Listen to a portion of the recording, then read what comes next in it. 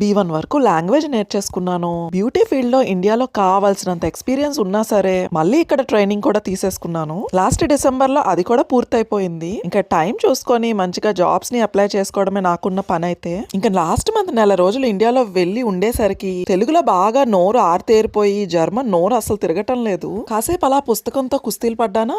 Refreshment కోసం బయటకి వస్తే పంజాబీ రెస్టారెంట్ అయితే కనిపించింది. ప్రాణం లేచి వచ్చింది అసలు చూస్తేనే. ఎప్పుడో టైం చూసుకొని వెళ్ళొచ్చులే అని చెప్పి అలా కళ్ళతోనే చూసి ఆనందించేశాను. మా వాడు పెద్దయ్యాక నిజంగా ఇన్ని ఊర్లు ఇన్ని దేశాలు తిప్పుతాడో లేదో నాకు తెలియదు, కానీ ఈ గేమ్ దయ వల్ల నన్నైతే ప్రతి కంట్రీ తిప్పేశాడు మా వాడైతే.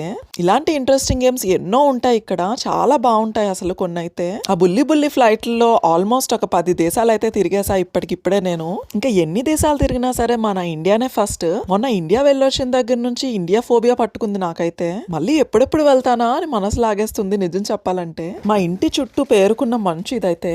మంచు ఇలా ఫుల్ గా పేరుకున్నప్పుడు ఓకే, కానీ ఆ మంచు అంతా కరిగిపోతుంది చూసారు, అప్పుడు ఉంటుంది చలి అసలు. రోడ్లన్నీ కూడా చాలా అంటే చాలా డర్టీగా ఉన్నాయి ప్రెసెంట్ ఉన్న మంచు సిచ్యువేషన్ వల్ల.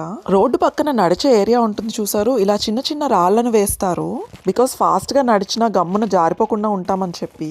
మీలాగే దూరం నుంచి చూసి మంచుని ఎంతో మురిసిపోయేదాన్ని. ఇప్పుడు ఇక్కడ ఉంటే తెలుస్తుంది దాని సరదా ఏంటనేది. ఆ మహాత్మురాలు ఎవరో తెలియదు, కానీ ఇంత చలిలో కూడా జాగింగ్ చేయాలన్న ఆలోచన ఎలా వచ్చిందో మరి. ఈ వీక్ లో ఇంత చలిగా ఉంటుందని వెదర్ ప్రిడిక్షన్ లో చూసే పిల్లలకైతే సెలవులు ఇచ్చేసారు.